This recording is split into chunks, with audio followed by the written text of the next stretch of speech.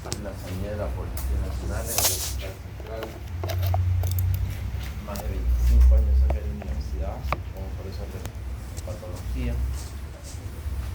Y estas diapositivas no las cambio en una manera de homenaje para con él, ya que fue un excelente docente, muy dedicado, identificado con la universidad, a pesar de que pasaron por San Marcos, por Villarreal, ¿no? Pero sí, con mucho tiempo. Entonces siempre hago mención a él. Lamentablemente la diabetes cobró una víctima más con él, ¿no? Y en plena pandemia él tuvo un evento, ¿no? Tuvo un infarto producto de diabetes. Este infarto después le produjo una trombosis. A los 2 años después, y esa trombosis le llevó a la muerte. Con esto quiero decirles de que definitivamente la vida no es eterna, la vida nos es prestada y debemos sacarle el máximo provecho, sobre todo ustedes, ¿no? Están jóvenes, se están formando con futuros médicos y eso es algo que creo yo tiene que tomar bastante conciencia. En sus manos está la decisión de la vida de pacientes y en los cuales yo siempre digo, no sabemos todo. Vamos a tener casos rarísimos y no sabemos por dónde partir, pero si tenemos los conocimientos suficientes que los dan ustedes asegurando desde ahora, van a poder orientarse mejor qué conducta deben seguir. Les digo esto porque cada vez la situación es complicada. Internado, Nueva Maya, no sé, ahorita hay un zafarrancho del diablo. Y muchos chicos están viéndose perjudicados, definitivamente, pero no porque alguien lo quiera poner enfermedades ambientales, en trastornos causados por la exposición a sustancias químicas o físicas del ambiente, el lugar de trabajo, el medio ambiente personal, incluyendo las enfermedades nutricionales. Esas son, digamos, nosotros vivimos en un medio hostil, en un entorno hostil. Cada vez que avanza más la modernidad, va a haber más elementos que van a estar en el ambiente que van a exponer a diferentes enfermedades, ¿no? La industrialización del planeta conlleva, ya produjo sus primeros efectos por la disminución de la capa de ozono, ¿no? Si no hay capa de ozono, la radiación ultravioleta llega directamente y la radiación ultravioleta se genera en la piel de cáncer de piel. Por ahí empieza la principal. El smog de las ciudades como Lima, ¿no es cierto?, genera productos de enfermedades del tipo plástico, ¿no es cierto?, sobre todo de pulmón, y así sucesivamente. Entonces, hay una serie de elementos que en comparación con las otras causas de muerte aumenta la incidencia de fatalidad de enfermedades de origen alto, ¿no? La desnutrición, la calefacción higiénica, las enfermedades infecciosas, ¿no es cierto? Y las muertes infantiles, generalmente de tipo bacteriano o viral, ¿no? Que también las criaturas están expuestas a estas enfermedades infecciosas, ¿no? Entonces es un elemento más que contribuye, digamos, como carga global de enfermedad a situaciones que nos pueden llevar a la muerte, ¿no? Los efectos climáticos, indudablemente, incremento del dióxido de carbono, incremento del metano, incremento del ozono, ¿no es cierto? Lo principalmente el efecto invernadero, todo lo cual es cierto. De repente esto de acá, los cambios climáticos lo estamos viendo en la televisión y no le damos importancia, pero esto se va a traducir de acá a unos años en un gran problema mundial, ¿no es cierto? Va a haber cambios en las estaciones climáticas, va a haber una desianización de los polos, una sequía en los ríos que definitivamente nos va a traer bastantes consecuencias. Y si ustedes leen Mire, después vamos a hablar de ese tema. El cambio climático aumenta ciertas gravedades. ¿Por qué?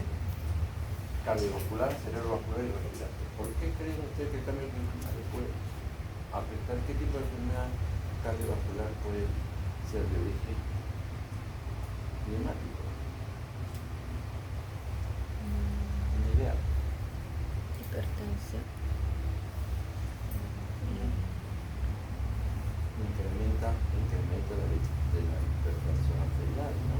Los cambios climáticos son, digamos, pueden actuar sobre las personas de tal punto que mucho frío, mucho calor puede subir la presión a un paciente hipertenso.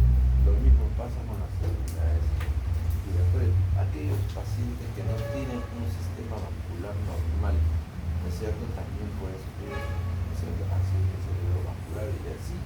Definitivamente, las enfermedades infecciosas transportadas por vectores. Lo que antes veíamos en la selva lo vamos a ver en la costa, ¿no? El mosquito, de acuerdo al clima, el cambio climático. Entonces, hay ¿por qué la malnutrición? Como cambio climático de origen. ¿Por qué la malnutrición? Las sequías. No va a haber agricultura. No va a haber agricultura. Eso es fundamental. Desde años antiguos hemos visto que las ciudades Lima han creado valles, ¿cierto? En valles, ¿por qué? Porque estaba irrigada por el río Rímac. En Egipto, ¿cuál es el río que riega Egipto? El Nilo. Porque de épocas antiguas, ¿no? Y en Persia, lo que es ahora Irán, un río elemental, mi querido Watson, tienen que leer, y es lo que se estudió en el colegio. Bien, epidemias para frente a los colegios, ¿no? La situación ambiental, por ejemplo, dice que próximamente, Dios no quiera, va a pasar un evento climatológico mundial. ¿Cuál es? Está preparándose los científicos de la NASA. ¿Cuál es? Los científicos de la NASA están advirtiendo que hay riesgo.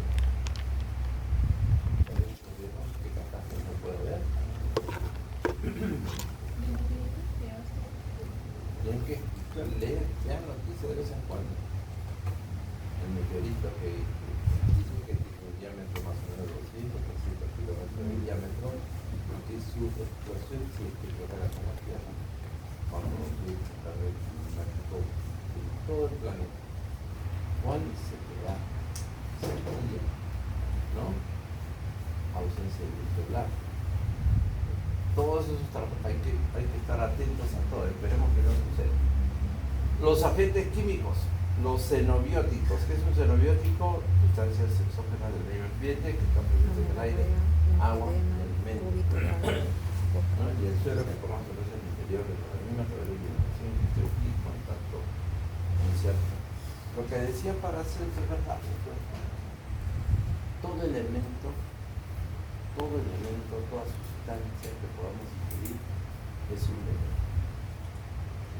Y la diferencia está en la dosis, ¿no? Todo lo que subamos en dosis se convierte en un veneno. Así siempre médico, antibiótico, inflamatorio, todo puede ser como no capaz de llevarnos a la muerte.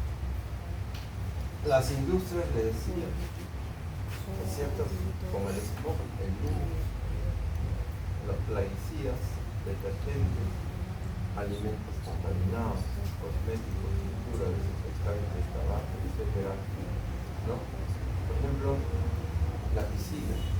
¿Con qué se desinfecta la piscina? Cloro. ¿Ah? Cloro.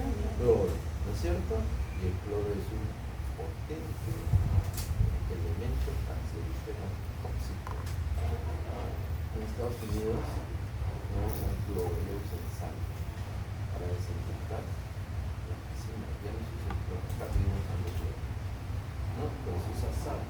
Para el cloro es un potente tóxico el cloro, ¿no? Entonces, estos elementos se convierten en xenobióticos. ¿Qué cosa puede producir el detergente? Hemos hablado la vez pasada en la clase. Alergia y dermatitis de contacto. Dermatitis de contacto, ¿no es cierto? Los plaguicidas.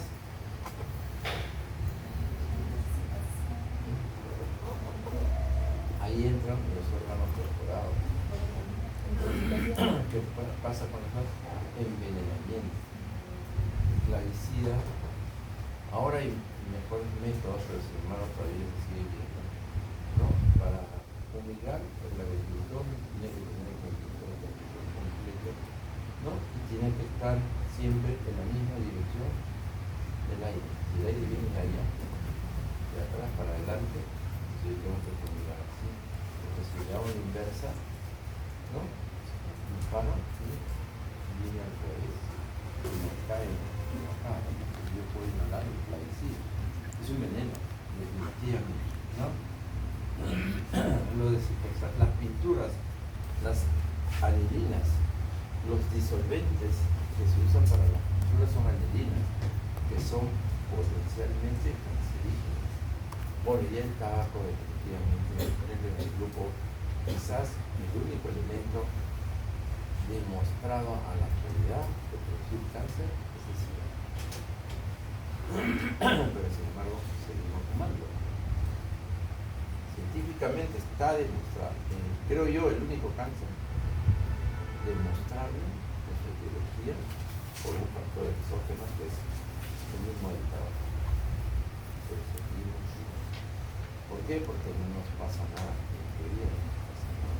Pero es una lesión que se va dando de manera lenta, progresiva, ¿no es cierto? Y sobre todo que cuando crece el cáncer tiene tanto tejido por crecer que no da síntomas y es una fase tardía de la enfermedad, ¿no? Es una fase tardía e inclusive ya complicada. La contaminación del aire externo. Acá nomás afuera en la puerta de la universidad miren la cantidad de carros que hay. Ahí tenemos la niebla tóxica, que está compuesta por dióxido de azufre, monóxido de carbono, ozono, dióxido de nitrógeno, plomo, ¿no es cierto? Y el resto de materiales en forma de partículas. Es la niebla tóxica del smog. ¿No es cierto? Todo esto realmente nos conlleva a tener una enfermedad por inhalación de estos. De todos estos elementos, de repente el más letal es el ozono, pero el ozono del suelo. Hay dos ozonos, ¿no? Uno que es en la capa, en la estratosfera, por decir, ¿no? Creo que la otra, el suelo es la troposfera, si no me equivoco. No, lo que está en la troposfera es suelo, a nivel de nosotros es el ozono, que se forma por activación de la luz solar, ¿no? Sobre determinados elementos como el óxido de nitrógeno, los compuestos organolépticos, de ahí sale el ozono. Pero el ozono tóxico es el más contaminante, ¿no? Es el más agresivo de los elementos que están en el aire que respiramos. A mayor contaminación, como tenemos acá en Lima, mayor ozono, porque el sol sobre estos elementos como los óxidos de nitrógeno, los compuestos orgánicos que están en el ambiente, el sol lo degrada y lo transforma en ozono. Pensamos de repente que el monóxido es más letal, no, es el ozono mucho más pernicioso en el desarrollo de la enfermedad. El monóxido, la intoxicación crónica, el desarrollo debido a que la carboxiemoglobina es estable y puede aumentar hasta niveles letales, ¿no? La carboxiemoglobina, digamos, es el desecho de nuestro fenómeno de recolección en la sangre. Entonces ahí se metaboliza y, digamos, se genera monóxido de carbono. Pero si nosotros inhalamos el monóxido de carbono, aumenta mucho más su concentración y esto aquí lleva a una disminución de los estímulos de los núcleos cardíacos y respiratorios, ¿no? Se caracteriza por un color generalizado rojo, cereza de piel, mucosas de los altos niveles de carboxiemoglobina, ¿no? Pero, digamos,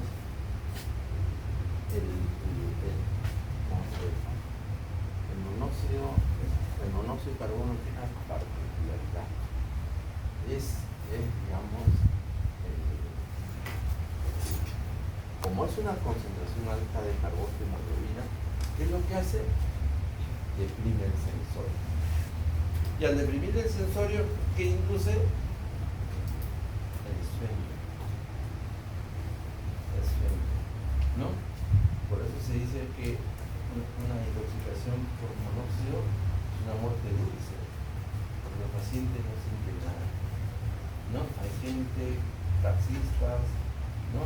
Hay gente en ómnibus que están totalmente herméticos, y si es que hay una fuga en el tubo de escape digamos, el uso de escape, filtra hacia la cabina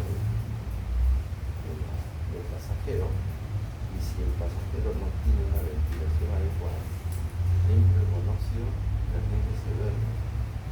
Se duerme hasta el punto de que se produce un paro cardiorrespiratorio. Y nadie se da cuenta. Es una intoxicación por un monóxido de carbono. En eso hay que tener siempre, por más frío que haya, debe haber cierta ventilación en los vehículos de monóxido. Si el vehículo no tiene mantenimiento o es muy antiguo, filtra el monóxido hacia la vida de la casa, ¿no? Es la muerte dulce. Y la gente que se suicida le conecta al tubo de escape un tubo, un corrugado, ¿no es cierto? Lo mete con la maletera a la cabina, cierra todas las lunas, lo prende, así lo hace, ¿no? Lo prende, ni se da cuenta. Se duerme, ni el paro, ahí está. Muchos lo han hecho de esa manera, ¿no? Por intoxicación del monóxido.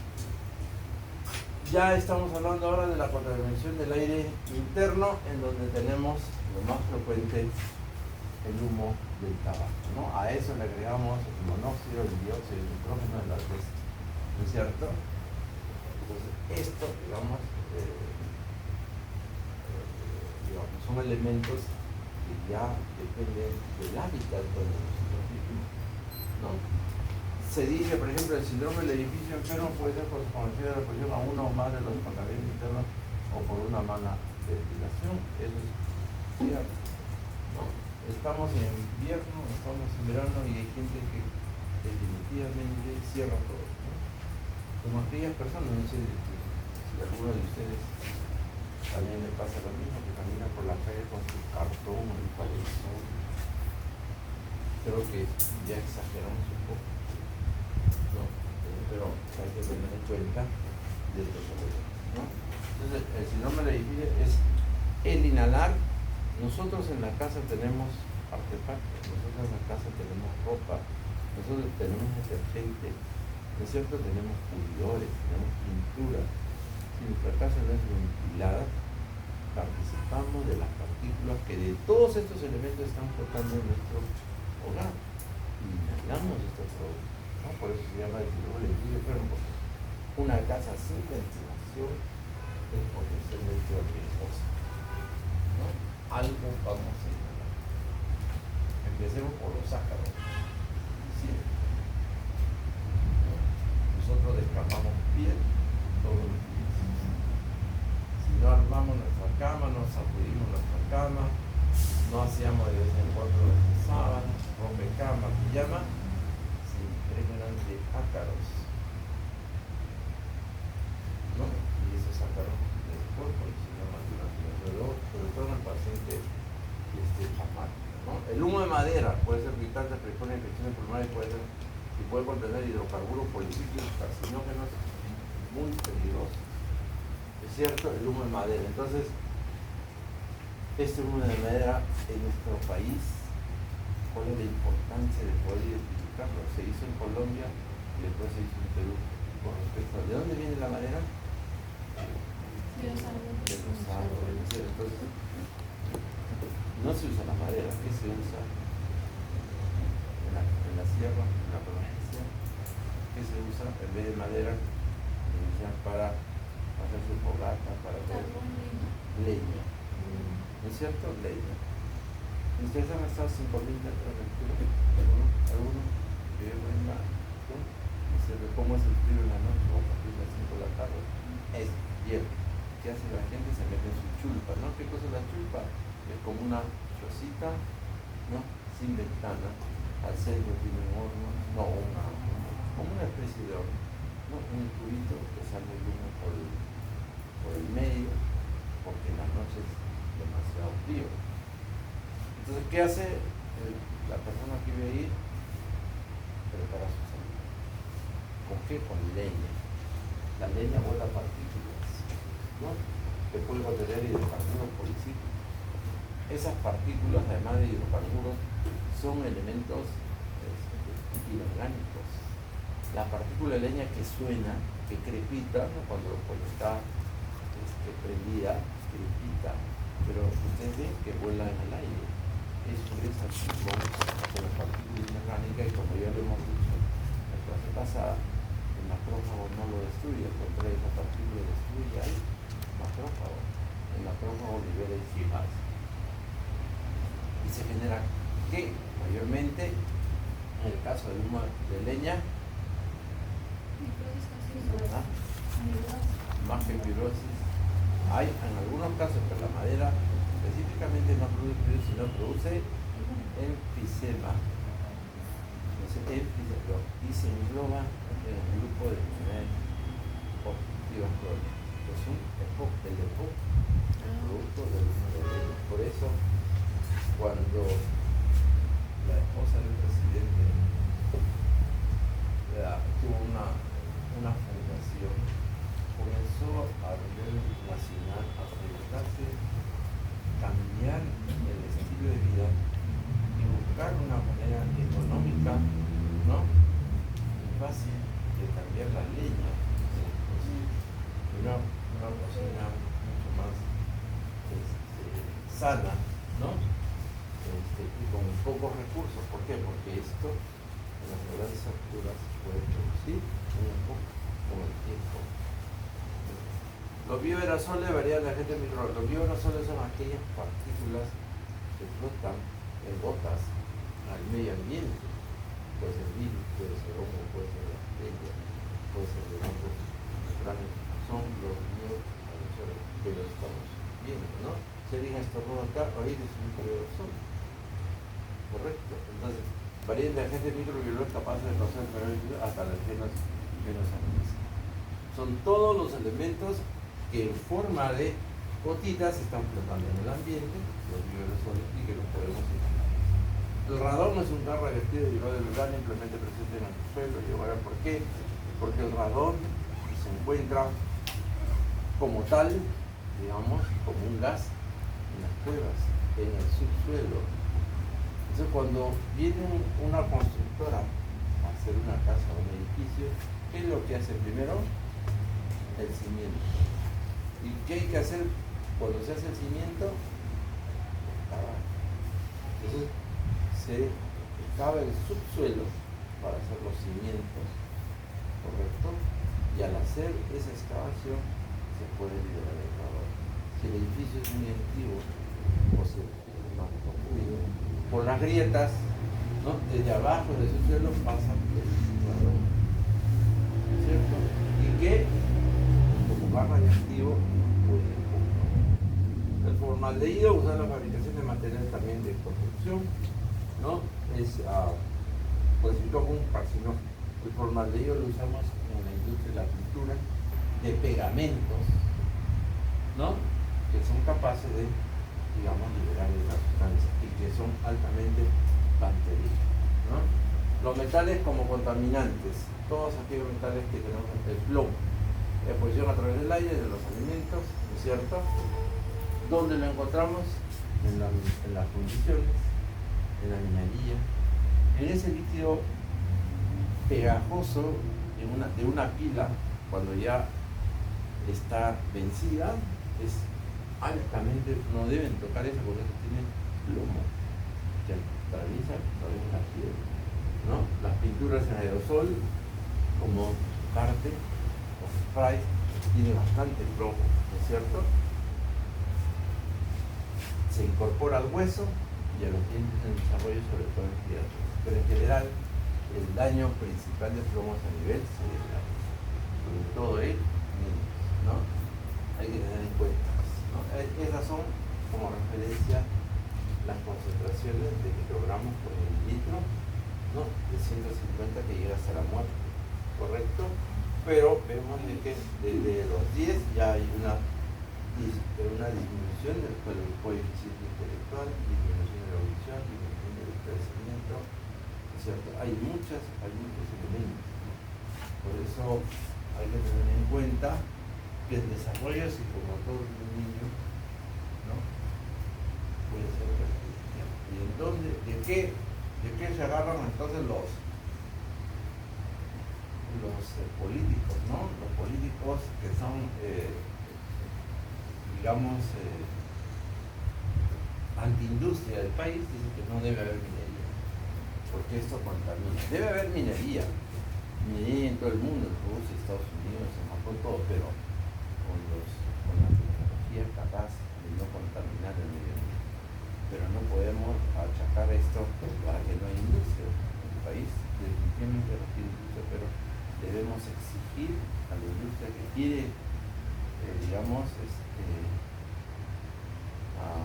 explorar minerales, tiene que cumplir con los requisitos fundamentales de no contaminar, ¿no?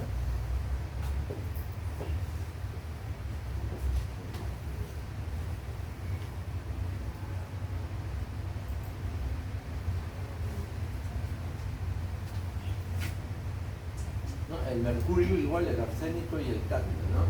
El mercurio, introducción por inhalación de vapor de mercurio, ¿no? Ya sea como mercurio orgánico, mercurio metálico elemental, compuesto de mercurio, entonces, fuente de mercurio. El pescado, porque viene de dónde? Generalmente el pescado, ¿por qué? De río, ¿no? Porque viene de nosotros, en este caso, de las fuentes de contaminación minera, ¿no? En las amalgamas dentarias, ¿no es cierto? Quienes trabajan las amalgamas, no es el doctor, es el técnico. El técnico es el que prepara los moldes, las amalgamas, y es el que está expuesto bastante al mercurio, ¿no? Pero definitivamente la industrialización también contamina los ríos y los mares, que nos pueden llevar a esa, digamos, patología, ¿no? Bueno, el sombrero loco es una forma de decir del síndrome en donde hay temblor, hay gingivitis, hay una conducta anormal, una contaminación alta de mercurio, ¿no? El arsénico es veneno de los reyes o es el rey de los venenos. Dos cosas. O es el rey de los venenos o es el veneno de los reyes. Porque es algo que se ha empleado desde hace muchos años, desde la antigüedad, en la época de los nobles, de los emperadores, de los reyes, ¿no? Que ya conocían el efecto del arsénico. Tan es así que ellos contrataban a lacayos para que prueben la comida antes de comerla, ¿no?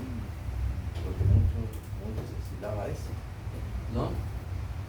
Está presente en los suelos, en el lago, como productos conservantes de la madera, los herbicidas y otros productos locales. Ustedes ni se imaginan siempre lean la etiqueta y van a ver que en muchos productos encontramos arsénico, pero en una dosis mínima, ¿no? Entonces es un producto que lo podemos encontrar comúnmente en cualquier forma. Pero como les decía, tiene más empleado en el arsénico. En la Segunda Guerra Mundial, ¿quién se empleaba en el arsénico?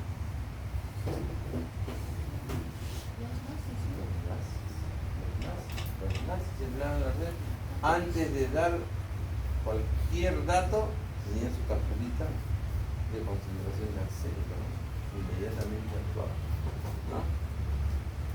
Causa efectos tóxicos como graves trastornos del sistema digestivo, cardiovascular y nervioso que llevan a la muerte, sobre todo cardiovascular y del sistema nervioso. El cadmio, los efectos generan una reacción pulmonar obstructiva causada por necrosis más que de los hematófagos del mismo parénquima, ¿no?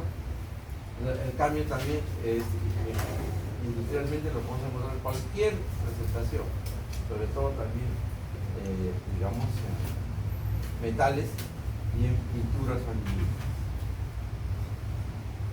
Metales pesados, miren ustedes, es de la generalidad: cerebro, plomo, mercurio, manganeso, tiroides, cobalto, yodo 131. Y entonces, si es dañina, ¿por qué empleamos yodo 131 en la tiroides como método terapéutico? Si es tóxico, ¿por qué empleamos el yodo 131 en la tiroides? ¿Ah?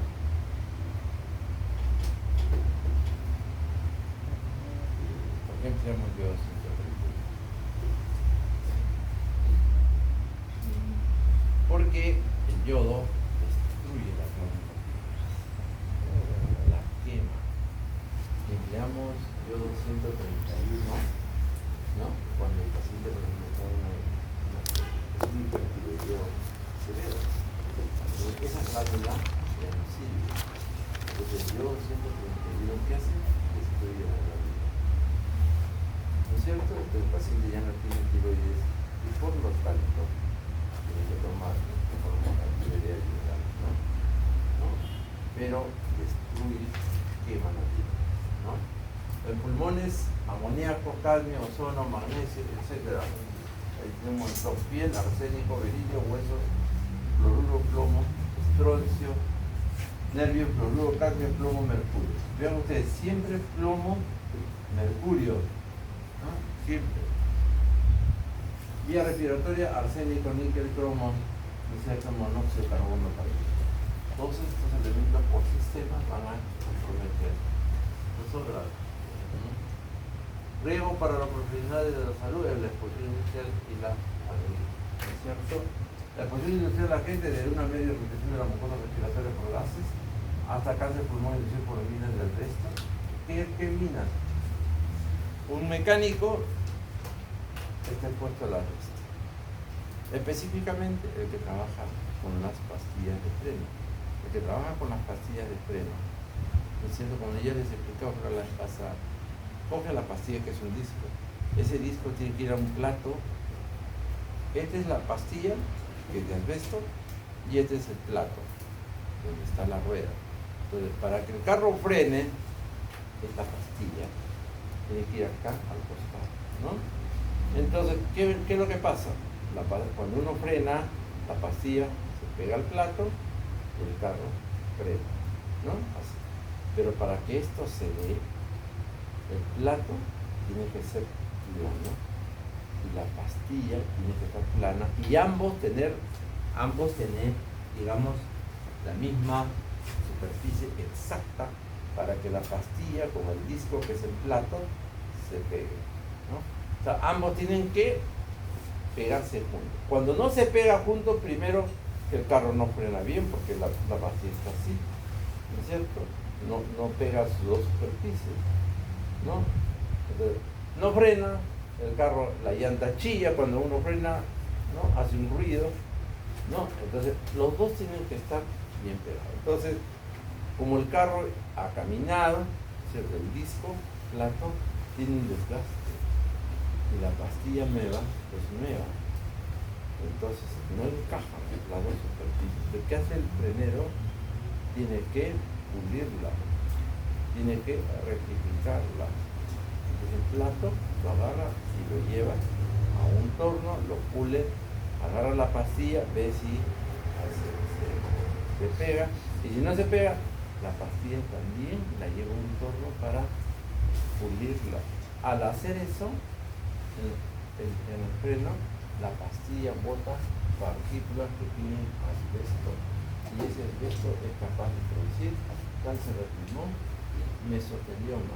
¿Qué es el mesotelioma? Cáncer de médula, por exposición del asbesto, ¿no? Y leucemia también, por exposición crónica al benceno, ¿no? Digamos, nosotros estamos en riesgo definitivamente de exposición de elementos distintos. A ver si ya llegó a empezar.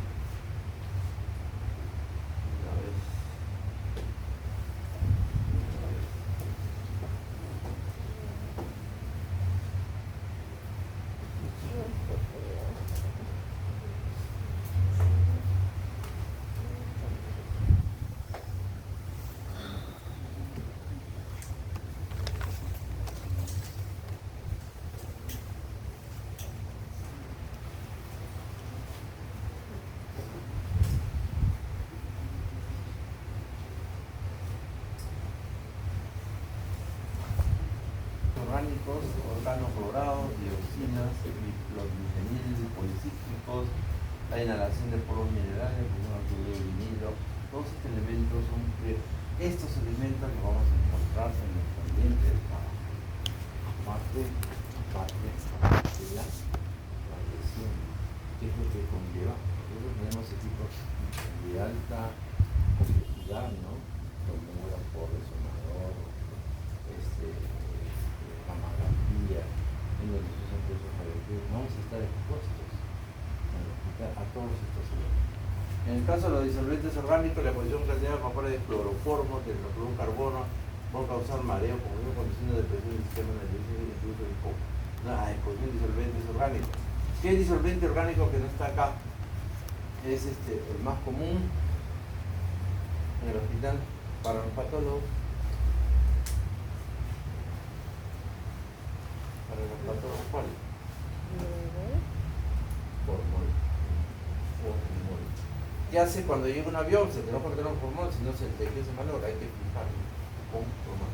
Y yo tengo un estudio empírico que no lo he citado, que lo hice a raíz de que yo trabajaba en el servicio de atención médica domiciliaria de emergencia, ¿no? Iba, me mandaban, me subía una ambulancia y me decía, doctor, vaya a tal sitio, hay un paciente tal.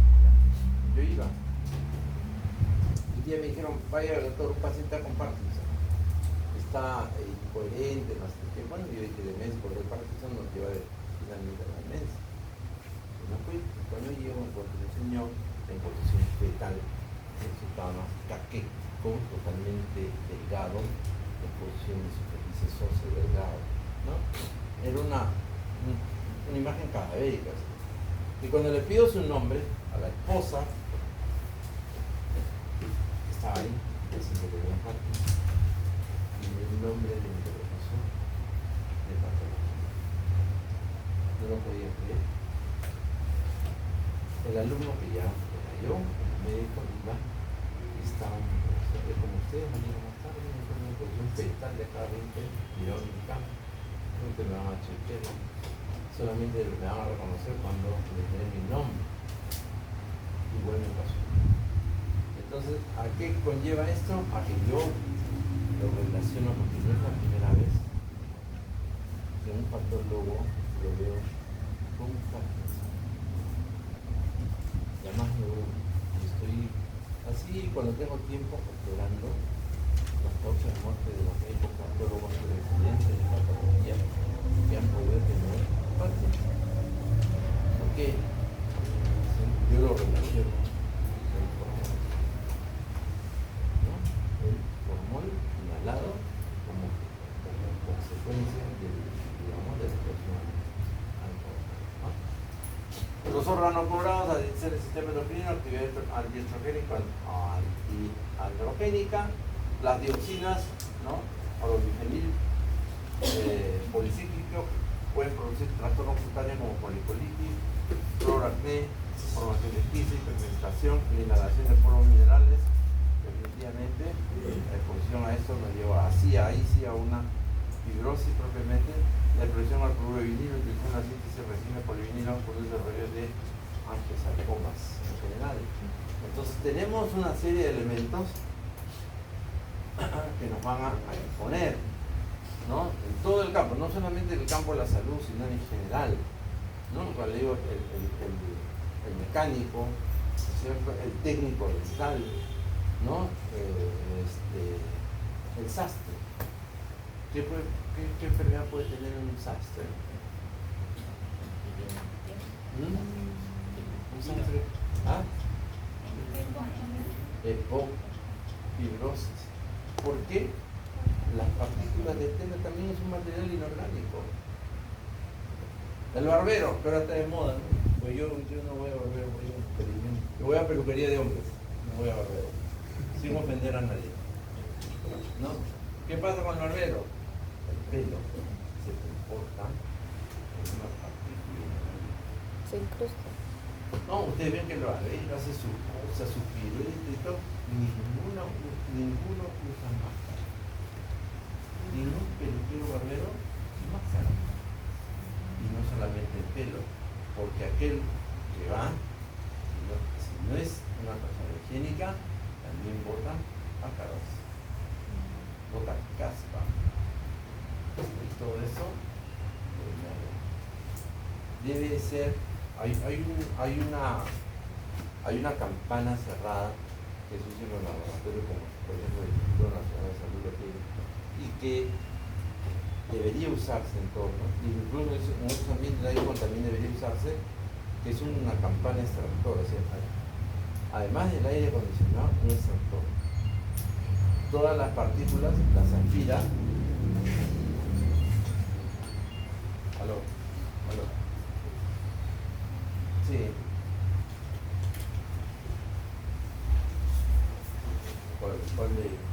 ¿En qué estábamos? En los barberos. ¿Ah? La campana extractora. ¿Por qué? En el hospital antiguo, pedimos eso. ¿Por qué? Porque nosotros teníamos una sala. Era un pabellón largo. Antes de llegar a la neumología, estaba la sala de cirugía de tórax. Después venía la sala de neumología.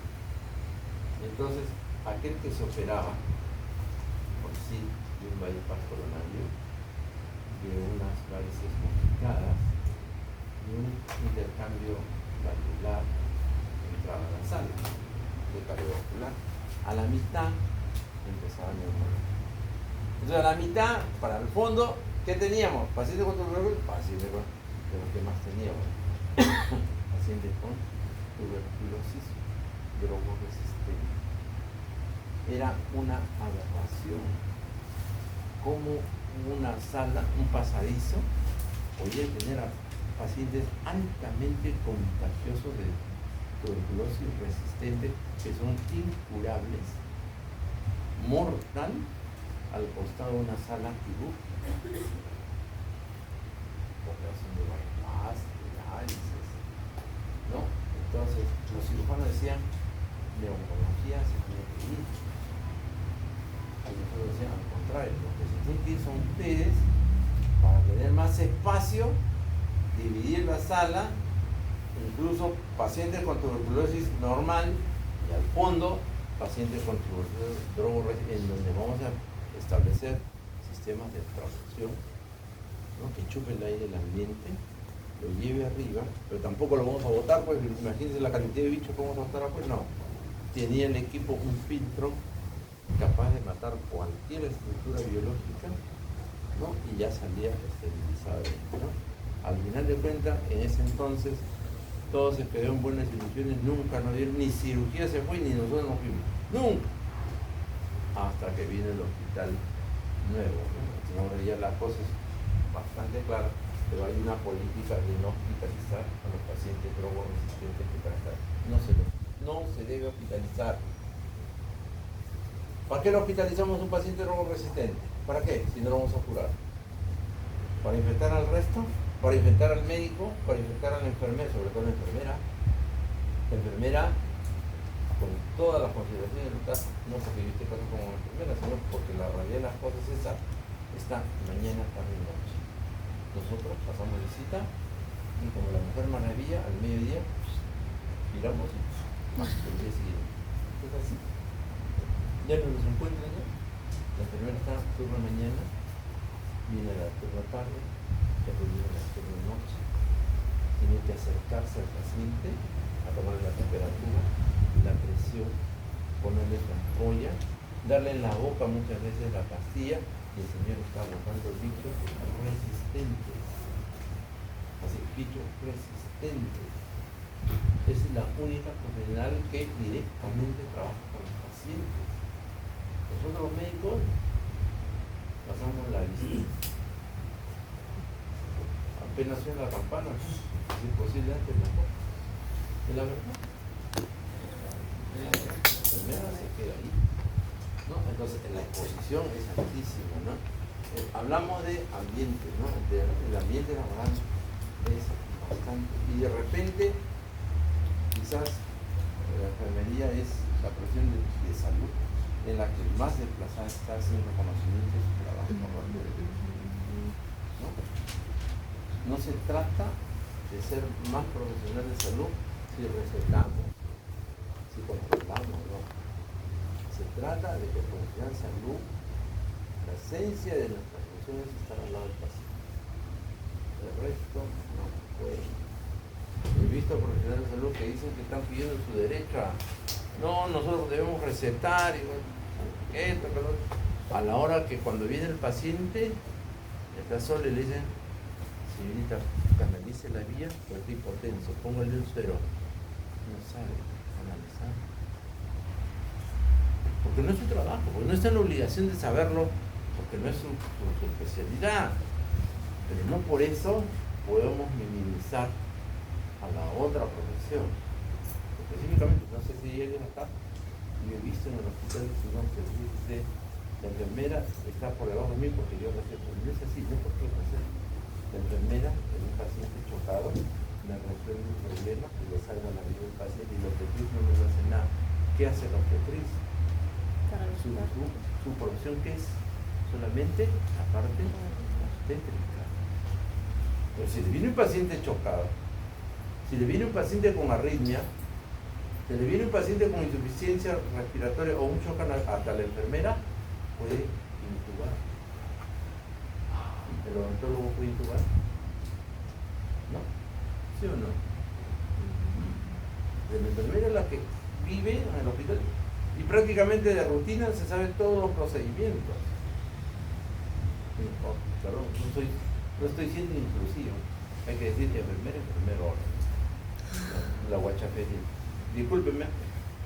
Hay que decir, hablar en ambos sexos, pero es el que más está ahí, es el que resuelve los problemas de enfermedad, nos resuelve muchos problemas, sinceramente. Ahora, hay especialización incluso en enfermería, cardiología, cuidados intensivos, sala de operaciones, emergencia.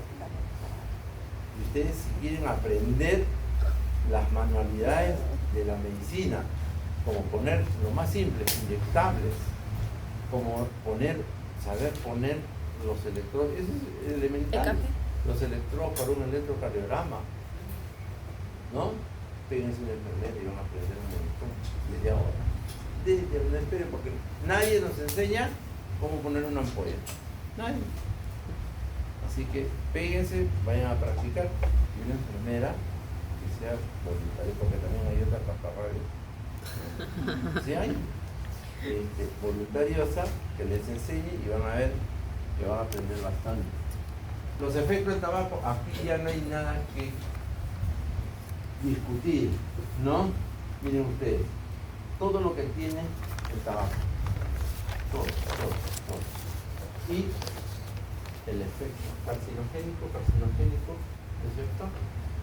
Depresión ganglionar, es decir, disminuye la acción del sistema inmunológico, promoción tumoral, carcinogénica, deterioro del transporte del oxígeno, toxicidad de los cilios, esto sobre todo el formaldehído que le quita motilidad al cilio y disminuye la secreción de la vía aérea, que es el principal mecanismo de defensa que tenemos los cilios, la secreción mucosa, para expulsar los agentes externos, no toxicidad para los cilios, carcinogénicos, todo eso.